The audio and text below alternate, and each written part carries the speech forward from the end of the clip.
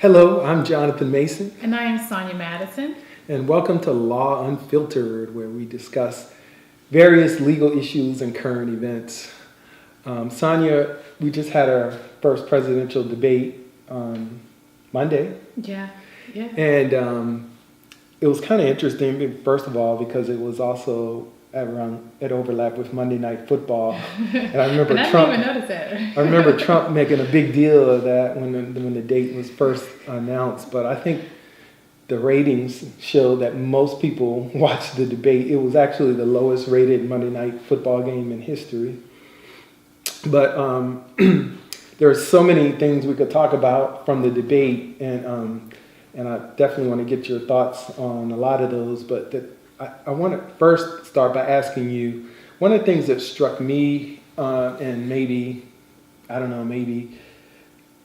Secretary Clinton got some zingers in, or maybe some real impact, were issues related to, for lack of a better term, feminism, Trump's mistreatment of women, and particularly the former Miss Universe contestant, which kind of fits into an overriding theme that she had. I think she even had an ad with some young women or girls looking in the mirror that kind of like ties into her theme of, this man treats women horribly. And did you pick up on it? Did you think that was a strong theme? And do you think that's something that we're going to see from now until the time of the election? Yeah, I mean, I saw that ad too, and so I'd imagine it's something that will continue to play out. It was interesting when she said, Trump thinks of women or looks at women as their weight and their size and their appearance, and he doesn't respond because he was very energetic to responding anytime she opened her mouth. So the fact that he didn't respond, it was almost like he conceded,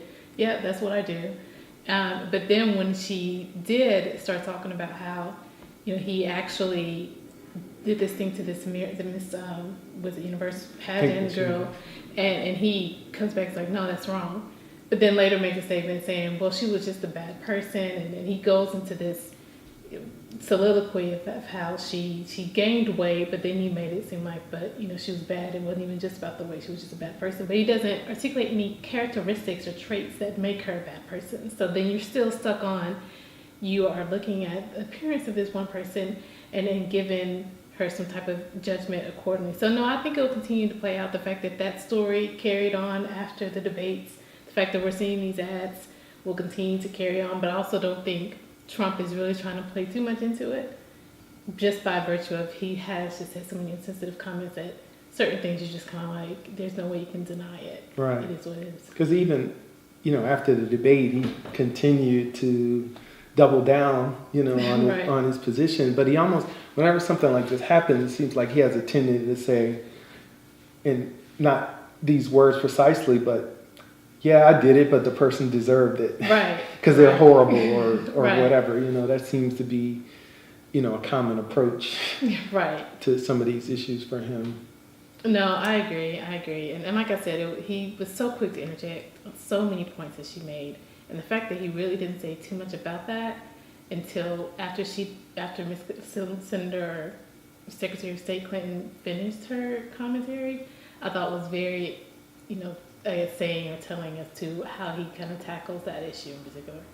You mentioned that he was quick to interject a lot, and that seemed, I don't think you could help. I mean, maybe when he first started off, he kind of like held it seemed like he was holding it together for a while. But then after a while, it just seemed like he couldn't help himself. So he would have these little comments, like if Secretary Clinton was talking, he'd just make a comment into the mic like, they deserved it, or, something. Like, that's wrong. Yeah, that's wrong. These little one-liners that he would.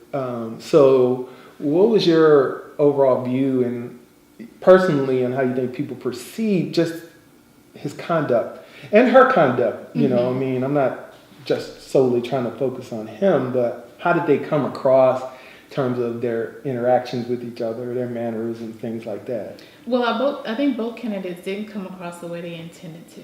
I feel like, of course, Secretary of State Clinton was trying to be extremely well prepared when trying to anticipate how Donald Trump would respond. But I don't even think she planned to, like, when she did a little shake at one point, and then there were so many times where I felt like she didn't want to be aggressive, but at the same time didn't want to come off as not assertive enough. And I think a lot of people, if they're looking for someone who is like a Trump, would probably say, well, she didn't win it because she just wasn't interjecting enough, or wasn't really being a little bit more natural or in her emotional or whatever state, versus continuously in her head about what she wanted to talk about on the issues, or how to make sure that things kind of went back to particular subjects and content. And as it pertains to Donald Trump, I mean, I didn't really have any expectations of how he was going to act going in. But I thought his campaign would at least say to him, listen, this isn't like the Republican debates. This is a completely different audience. We're trying to reach a wider base of constituents right now.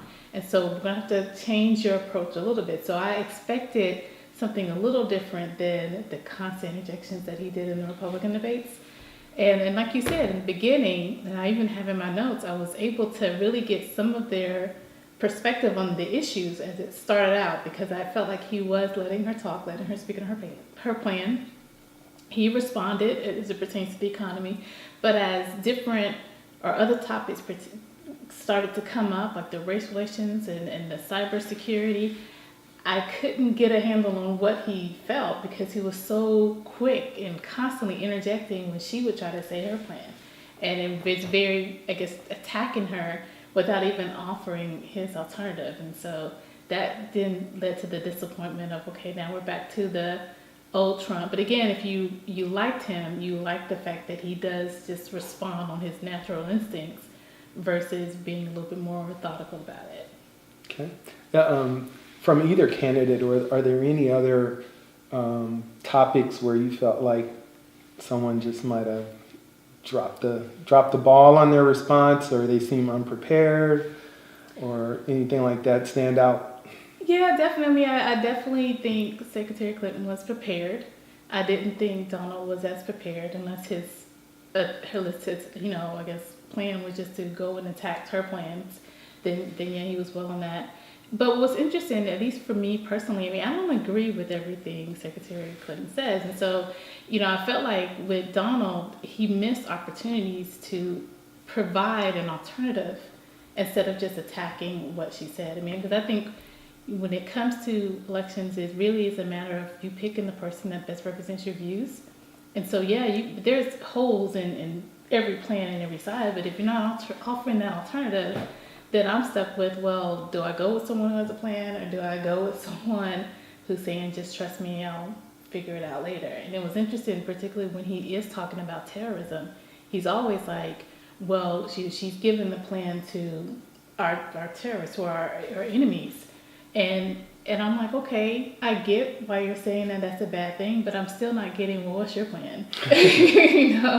At least it's she top has secret. a plan, right? Or do you know it? Like, it's one of those things. Like, do you have a plan, or are you just hiding the fact that you don't, or is it your plan just to attack her plan, or is your plan to use her plan? You just don't want us to know that that's what you're going to do. And so that part really frustrated me when it comes to Trump. So I don't know if that was his plan, but if it wasn't, then I don't think he came as prepared as he probably should have. Immediately after the debate, and Trump was being interviewed, and I guess he said something along the lines of he had decided to be nice and not bring up a certain topic, and Chelsea was sitting there, and he just didn't feel right bringing it up. And since the debate, I've heard rumblings that his supporters are urging him to bring up the topic of Bill Clinton's infidelities. And I mean, my thought is, who the heck cares? Like, this isn't 1999. Like, everybody knows about that. It's so in the past. And what exactly are you trying to say about her qualifications because her husband had some infidelities, or allegedly did? I mean, where's he going with that? Or what do you think of that? No, I mean, I agree. First of all, it'd be different if he was a saint, right? But the fact that you've been through multiple marriages and you've made it kind of clear that once someone becomes less physically attracted, you're going on to the next woman. I just don't feel like you're in a position to talk anything about marital True. truths True. and responsibilities. And so that was interesting enough. And it was also interesting that Chelsea responded or sent out a tweet saying, you're just using that to divert us from the issues. And that's my Bill opinion. Clinton's not running for office. Right. And honestly, I mean, I know a lot of people like to look at someone's family because they feel like that organization will determine how they apply in a position. But I'm just more focused on, okay, where do you stand on these issues? Because to be quite honest, I'd imagine you're going to sacrifice a lot as a husband or as a father to run this position. And so your family has to prepare to pretty much let the rest of us borrow you for 4 years or 8, just depending on how well you're able to succeed in the first 4 years. And so I'm just more concerned with how are you applying your position or your performance to the position than whether or not you're able to remain faithful. I mean, I'd like it if you did. I don't want that to be the subject of your term, but I'm more interested in making sure we combat terrorism or deal with domestic issues. Right. And even before we leave that, isn't there another point of view? I mean, you could look at it like, they had their issues, but they worked together and they whatever their arrangement is, they stayed together. Right. And they're, functioning now as a couple. So in a way, that could be a positive. That could be viewed as a positive thing. And I don't doubt a lot of women can relate to having a spouse that committed adultery, and men too. Right. I'm not saying that it's only something men do, but I'm sure a lot of marriages, a lot of spouses relate to that. And so to be able to stay does say a lot about your character and your perseverance. Yeah. Now, race relations was another topic that had a lot of airtime during the debate. And how do you think the candidates handled that? I don't think both of them handled it well. Obviously, I think one may have handled it better than the other.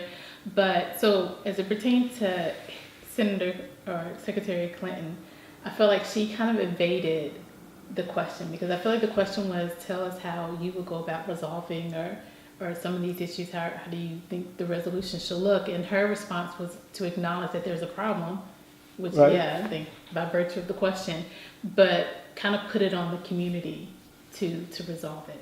And so in my mind, when I'm thinking about the president, if you're putting it on the community, that means that's a local government issue, and that's not a federal issue. And I'm not saying that that's wrong, because I can definitely see a lot of times when you're looking at some of these issues, particularly with things as police, it is the state or the local police departments that are really having issues more so than the federal government. But again, that's not necessarily a plan. Now, of course, Trump, I just felt like he didn't even acknowledge there was an issue, and that to me was a problem. The fact that you're toting on, have the police support, and we need to rally a little bit more so behind their safety, and it's only an inner city problem. Stop and frisk. Yes, stop and frisk.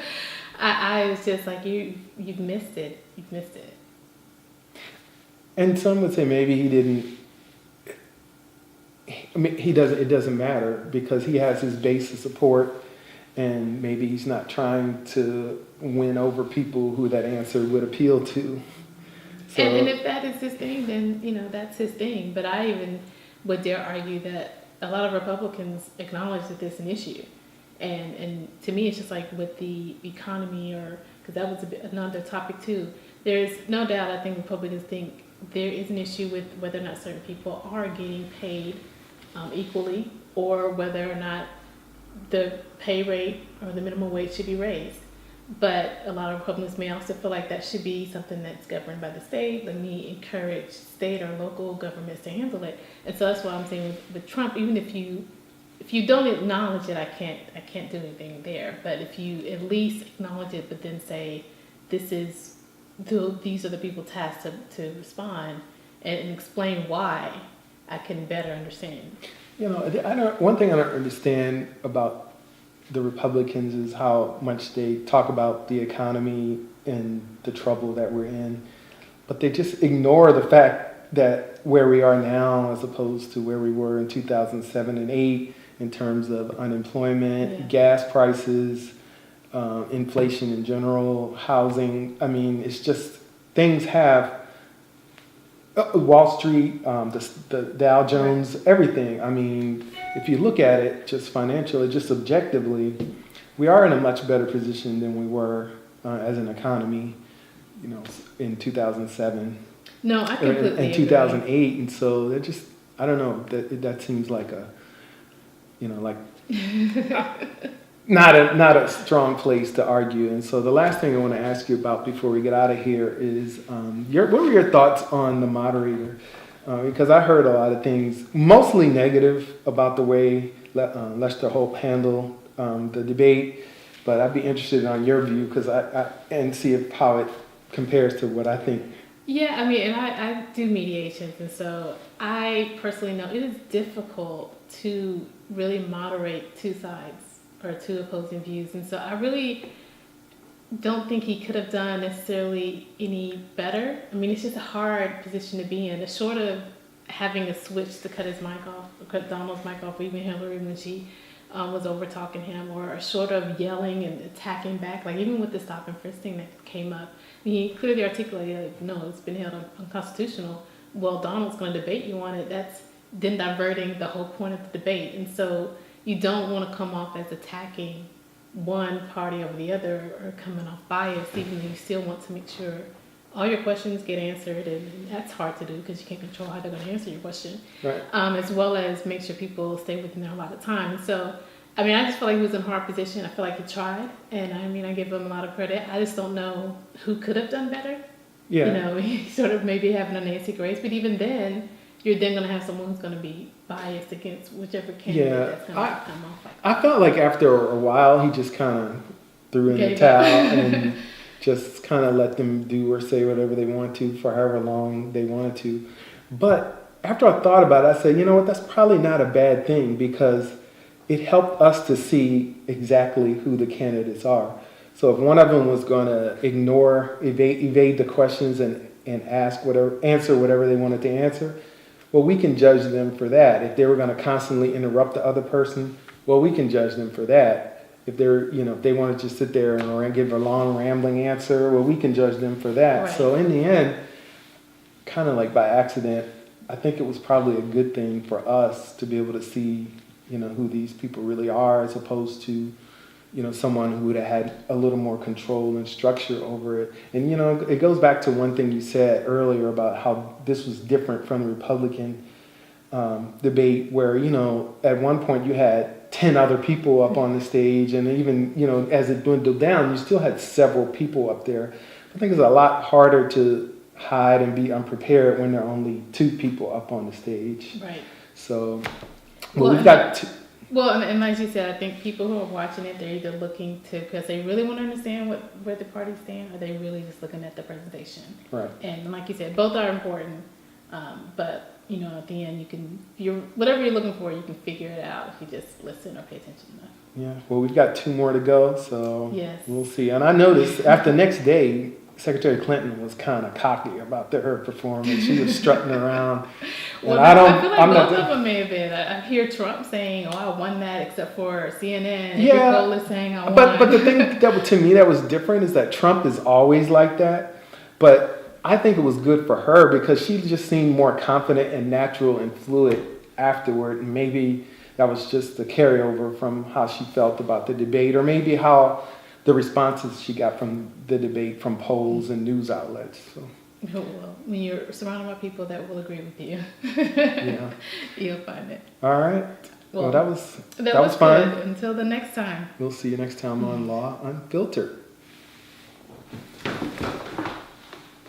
Did we go over? Yeah, it was over 12 minutes. Yeah, it was over 12 minutes. I just said. Oh no, I meant over 20. Oh, I didn't. I said it for 12. I don't think we went over 20 though. We almost did. We only had like 30 seconds left. Oh.